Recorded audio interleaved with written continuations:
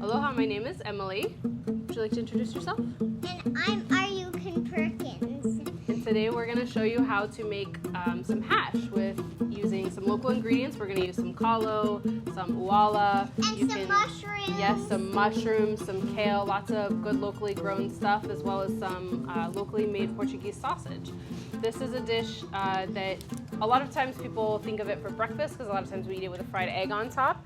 But it actually works for any meal. I like to have it for dinner sometimes too. It's fairly quick to put together and it's a really great way to use lots of awesome local produce. You know, feeding ourselves is something that everybody has to do. I think cooking is a really important life skill, and the earlier that we start our keiki, the more I think it becomes natural to them, and it also helps them with what they eat. They are more open to eating things that they help prepare, and it's just really, really great skills to start with. And one thing I know a lot of people are pretty nervous about with young keiki is cutting knives. So I want to show you a few different examples of knives. You can start your keiki, you know your keiki best. Aria has been helping me in the kitchen starting around 2 years old, and the very first knife that we had her start with is this. It's just a basic butter knife. It's not really something that you can cut yourself with, but if you're cutting something soft like a banana or a mushroom or something, this knife is plenty sharp enough for them to start learning how to use it. If you've got keiki that are a little bit older, a little bit more capable, the next thing I like to graduate to is this. It's a crinkle cutter. And it is sharp enough to cut like a raw potato or something, but it's kind of a blunt force you use. It's not gonna slice anyone's finger open. And the great thing about this is you can teach your keiki to keep both hands on the top, so they don't have fingers anywhere near the blade while they're cutting. And so they would use this like this and keep their hands nice and safe. And then as they get older and they get a little bit more confident in the kitchen and you're more confident in their knife skills, then you can move them up to a sharper knife. But you always want to keep it sized for your keiki. You don't want to give them a big knife like this because it's just too big for their hand. I'm going to chop them into small pieces, and I'm going to go ahead and start on an onion as well. Remember to keep your fingers away from the sharp part. Look, Mama. Great job. Why don't you put your cut ones right here for me? All I did was an X marks the spot, like that night when you wanted me to make them X marks the spot. Yeah, that's great. X marks the spot, gets it into 4 pieces. While she's working on that, I'm going to start dicing this onion. When making a hash, the ideal thing for all of your different ingredients would be to get them kind of at a similar size and shape. That way they're gonna cook evenly, and it just kind of, the dish melds together nicely when everything is roughly the same size and shape. But when having keiki in the kitchen, of course, their cuts are not necessarily going to be super precise and exact, and that is totally okay too. Real quick. So this is thyme, some locally grown thyme. It's an herb that I really like. You can use any herbs in this that you really like. I happen to like thyme and rosemary and things like that, but this is a pretty flexible dish. So you can use whatever you like. And we're just gonna take some of this thyme and we're gonna strip the little tiny leaves off the stems into this bowl because the stems are a little bit tough and we don't want that in our food. Mama, we each get a pie. Yeah, I don't think we need to do all this thyme, but we're gonna do some of it and get it in this bowl so that we can have some yummy thyme for our hash, okay? Okay, we each get one. So just pick these little tiny leaves off the stems. Can you smell it? How does the thyme smell? It smells pretty good, huh? No, it does not. It smells really strong. Does it? Okay, well, we don't have a ton, we just have some for good flavor. So when we put it in and we mix it in with all of our stuff, it's gonna be really yummy. It feels softer than a pillow. Yeah, that's good. All right, this is kale. This is what we're gonna work on next, okay? I already rinsed it off. So we're gonna take the bundle apart. And then we'll cut. We actually don't need to cut this one. We are going to tear this one. And it's kind of similar to the thyme. We just gotta take the leaves off. Yeah, see this part right here? This is the spine of the kale, and it's really tough. So we don't wanna eat that part. So what we have to do is But does it taste good? It tastes just like the rest of the kale, but it's tough to chew. So we're just gonna peel all the leaves off that part. Okay.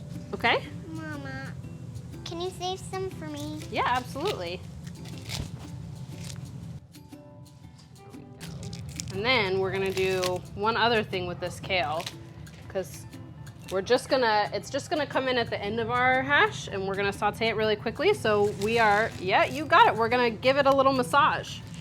Can you give that kale a little lomi? Just gonna break up the fibers a little bit so that when we saute it real quickly, it will get a little bit more tender. I'm doing this. Yep, very good. I'm just gonna rub it together a little bit, and you'll see it start to shrink a little bit. And flip it as over. the fibers break down a little. And all right, I think the next thing that we can do here is get our starches. What are starches? Starches are a type of thing, mostly they're root vegetables. We've talked about root vegetables before, right? They're the part that grows underground. Yeah, like carrots. Yep, carrots are a root vegetable, that's right. What are some other root vegetables you know about? Cucumbers. I don't think those are root vegetables. They grow on top of the ground. Potatoes. Watch the edge of your stool, please. Potatoes. Potatoes are a root vegetable, that's right. Purple kind of potatoes. That's correct. And guess what? What? We have some of those today. We have some that we steamed here today. We also have some that we boiled that we can show you real quick. You can also, if you have an Instant Pot, they cook up pretty quickly in an Instant Pot. Or if you're really in a hurry, you can also just microwave them.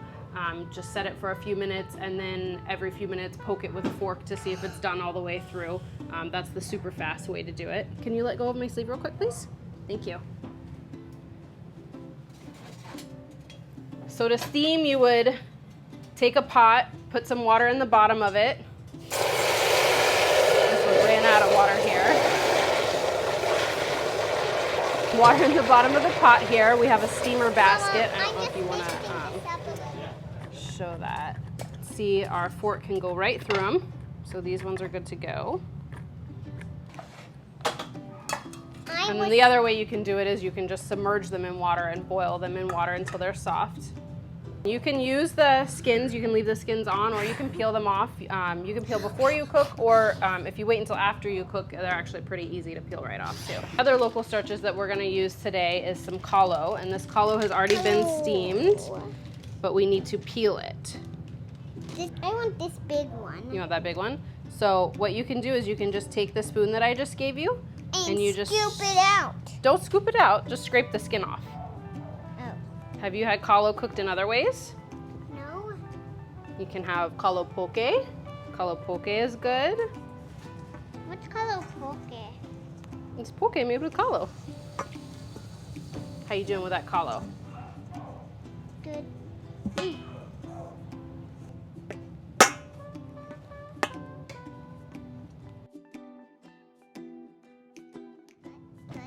So we're gonna start with this one. Okay, can you hand me my knife, please? Yes, and this is nice and soft, so you don't even really need a sharp knife here. But why don't we start like this? You do an X marks the spot. We're gonna make sure that we keep it flat because it's easier to cut when it's flat. And do some cuts like this, okay? Okay. So we want them to be about this size.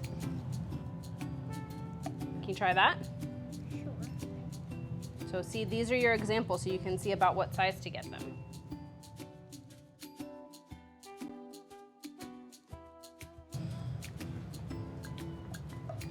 You ready for the next one? Oh, wait, hold on. This piece, I think, needs to be cut first. Watch the edge of your knife, please. And if your keiki is cutting something that's round, that is one time that's a little bit risky because it tends to roll around. So a lot of times I'll get her started on something round by cutting it in half so that she has a nice, flat, stable surface to work from. All right, so let's start on our ʻUala.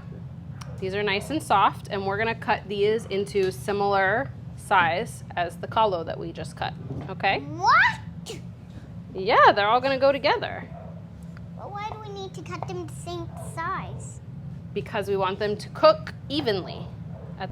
This is nice, huh? It is, but it's round. Does it look like those ones that we have in there? Mama. Yeah? But it's the same kind of, it doesn't have to be exactly the same. You're right, it doesn't have to be exactly the same, but what I'm gonna do with this one is I'm gonna get you started by cutting it in half long way. Just got a little smushy, huh?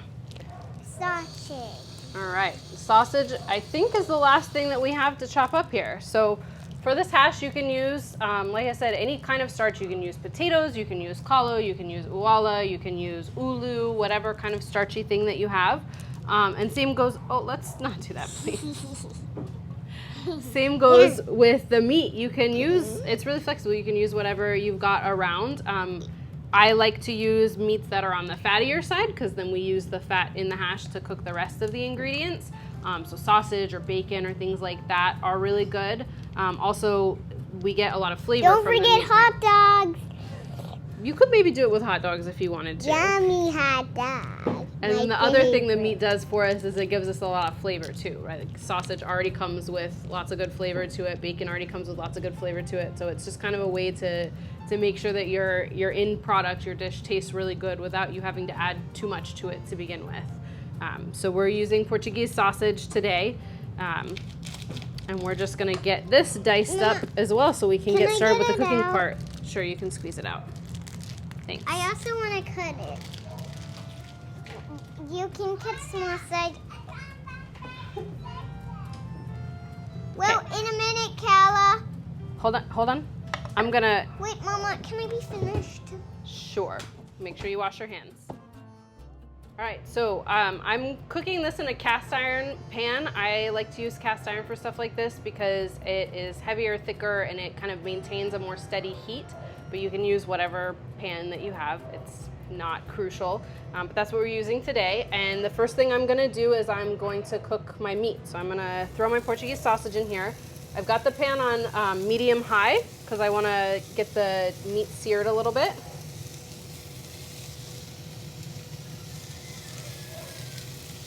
To make sure it's got some space in there, spread out.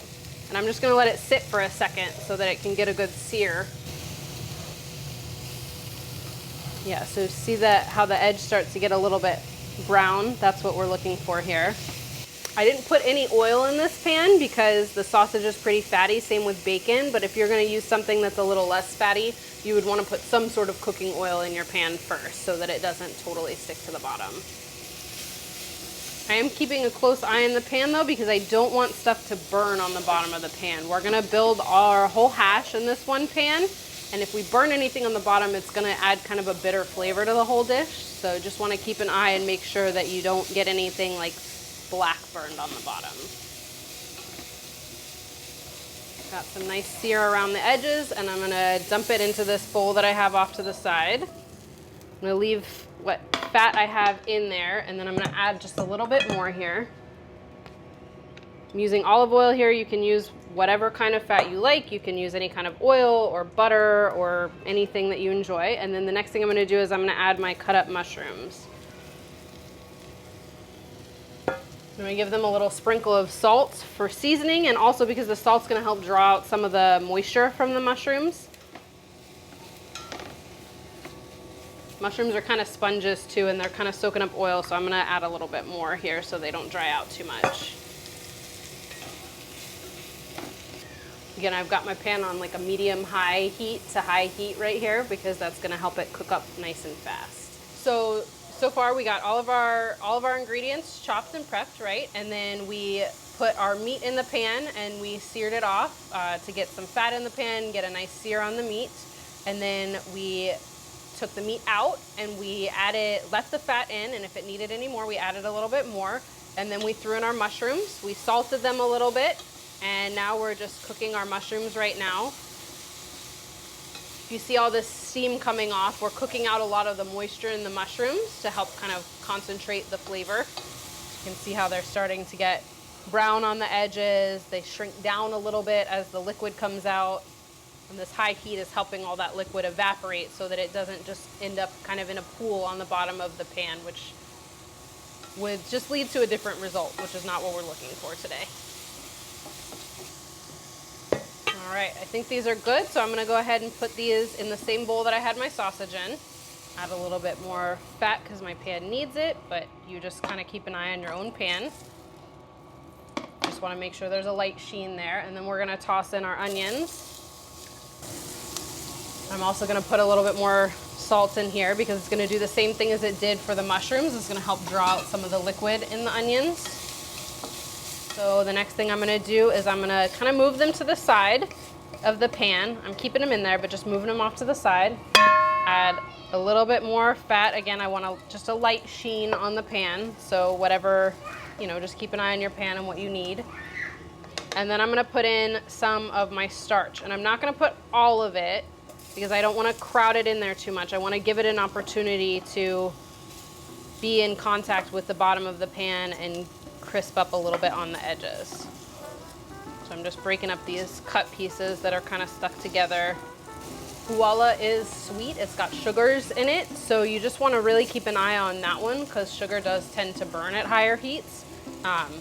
So just be mindful of that because we don't want it to get, again, that kind of burned bitter flavor. You can see the ones we already cooked have a little bit of browning and shininess to them. So we're just gonna keep doing this, keep adding them and a little bit at a time and giving them a good toss so they all get a chance to come in contact with the bottom of the pan. It gets a little trickier as the pan gets more full. You see in the pan here, we've still got, sort of our distinct cubes of our starches here. We don't want them to get all sort of mashed together, and that's part of why we added them one at a time so that edges could get cooked. If you kind of pile them all together, they're a little bit more likely to just sort of break up and mash up and mix together.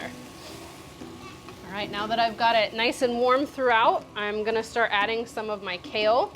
It's really fluffy, so we're gonna give it a chance to cook down. All right, and then the mushrooms and the sausage that we cooked earlier are gonna go in here now. And at this point, we're just kind of rewarming that and just combining everything so that the flavors can meld. All right, it's pretty good, but I think we need a little bit more salt.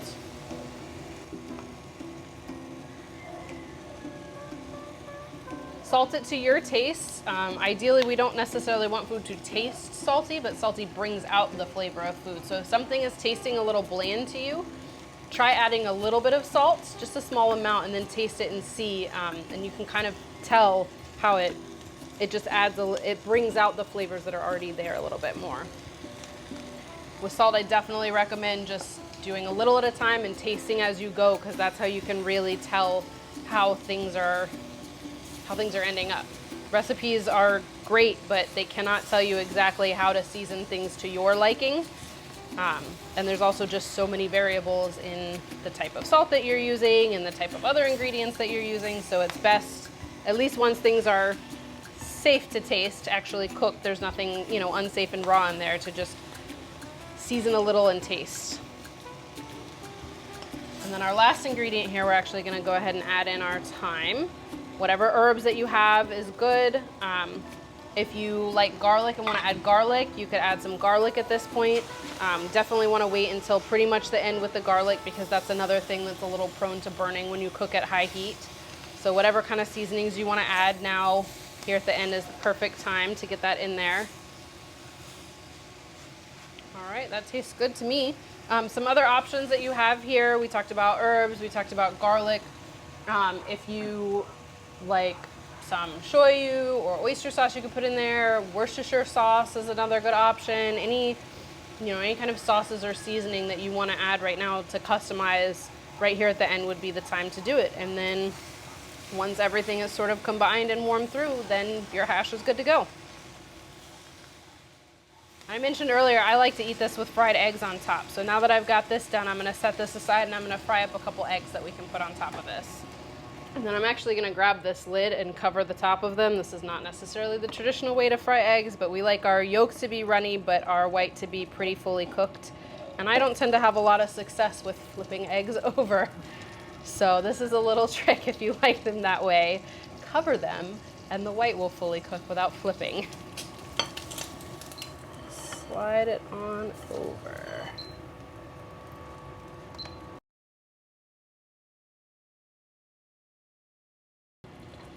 So a lot of times you'll see hash recipes that include potatoes or that are mainly made with potatoes.